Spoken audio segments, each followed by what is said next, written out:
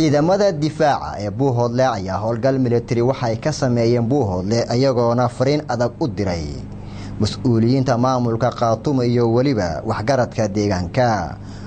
warkan waxaa magaalada Buuhoodle nooga soo diray wariyaheena ciidamada difaaca gobolka Cayn ayaa maanta dowlatus military ku soo bandhigay Buuhoodle waxaana dhanka kale ay ku baaqeen in nabadgelyada Buuhoodle aysan cidna uga marti ahayn.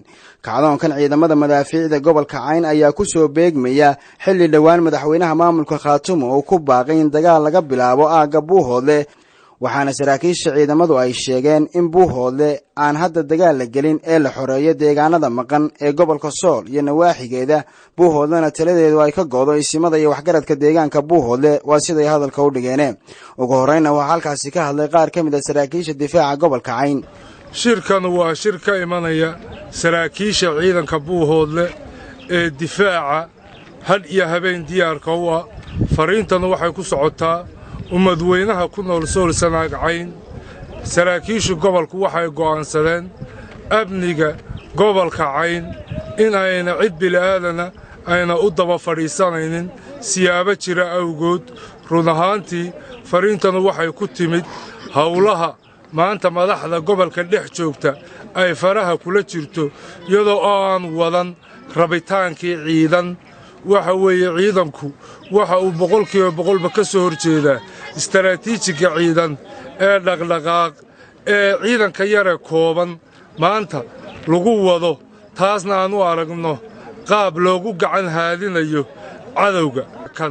tanu ma aha mid loo bixinayo hadiyad nin yimid iyo nin joogay toona mid looga daba fadhiisanaya maaha. dad badan baa naftooda u waayay.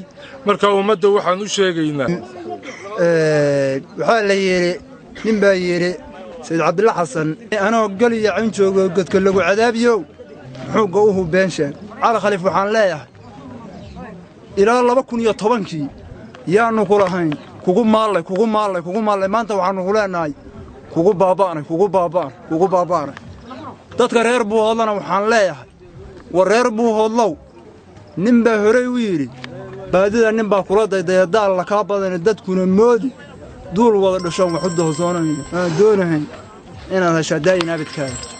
war waxa aynu ka shaqaynayno iyo sida aynu u shaqaynayno iyo shakhsigana waxa uu wado aan isleegno.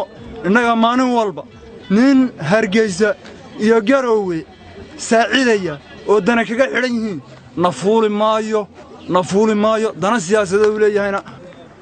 marka magaaladan loo soo noqdo waxaa imika dhibta ka wada Cali Khaliif iyo inta la socota oo inta la socota uu muhiim ku yahay.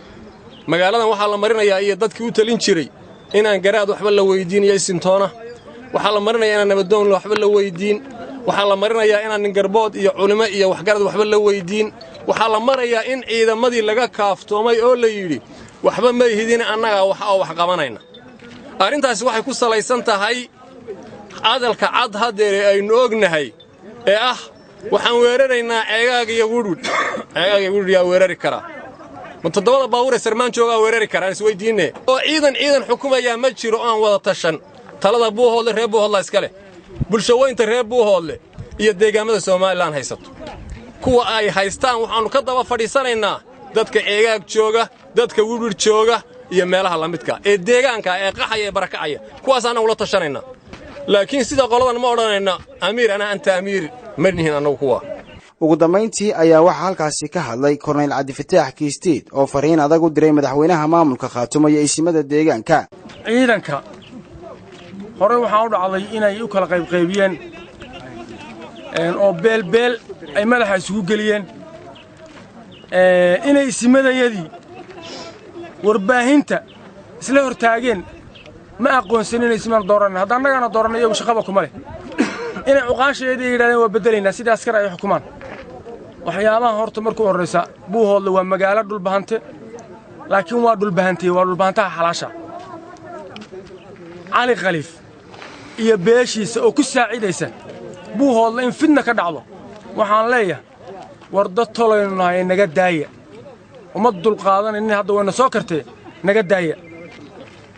Soomaalidu xataa raqba waa ku rageeda war Buuhoodle ciidankii difaaci jiray ee shacabkiisa ku tiirsanaan jiray baa u taagan waana magaalo dhulbaante cid la iska hortaagi karaa ma jirto laakiin siyaasadda qaldan ee ku dhex jirta ee cali iyo beeshiisaasi ay mas-uul ka yihiin uma dulqaadan doonno sidoo kale ciidamada ayaa bandow ku soo rogay suuqa weyn ee magaalada Buuhoodle waxayna dhoolotus ku sameeyeen magaalada iyadoo shacabkuna ay aad u soo dhaweeyeen talaabadan ay ku dhaqaaqeen saraakiisha difaaca gobolka Cayn.